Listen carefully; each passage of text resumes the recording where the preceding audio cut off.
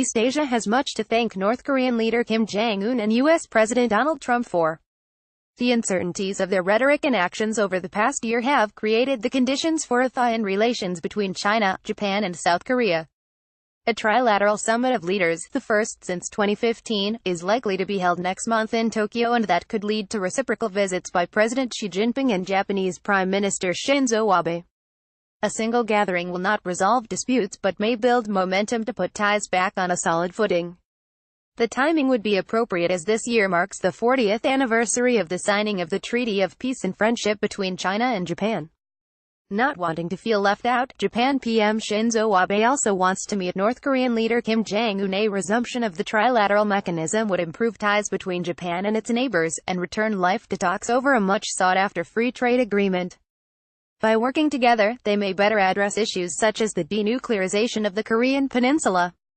The trilateral forum had been reduced to a dormant state by Abe's insensitivity towards historical issues, the rising nationalism of his administration and a refusal to acknowledge wrongdoing towards China and Korea in the first half of the last century.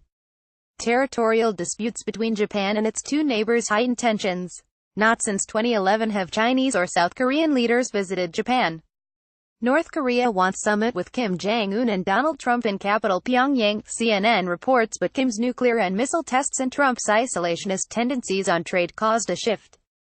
Japan indicated it would change tack on its previous rejection of China's Belt and Road Initiative.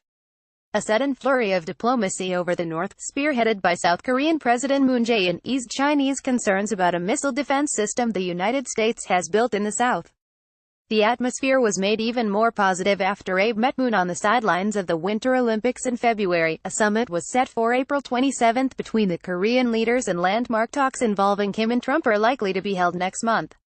Resolve the North Korea standoff with economic cooperation and everyone is a winner. Premier Lee Ka-jang effectively broke the ice on ties with Japan by announcing at the end of last month's meeting of the National People's Congress that he would consider attending the trilateral summit, a move that all but gave the go-ahead for the once-annual event. Resumption could pave the way for Abe to meet Xi in Beijing, and there may be an invitation for a reciprocal visit. Bach alone will not settle disputes such as that over sovereignty of the Diaoyu Islands, known as the Senkakus by Japan, or the comfort women issue that is the biggest thorn in Japanese and South Korean relations.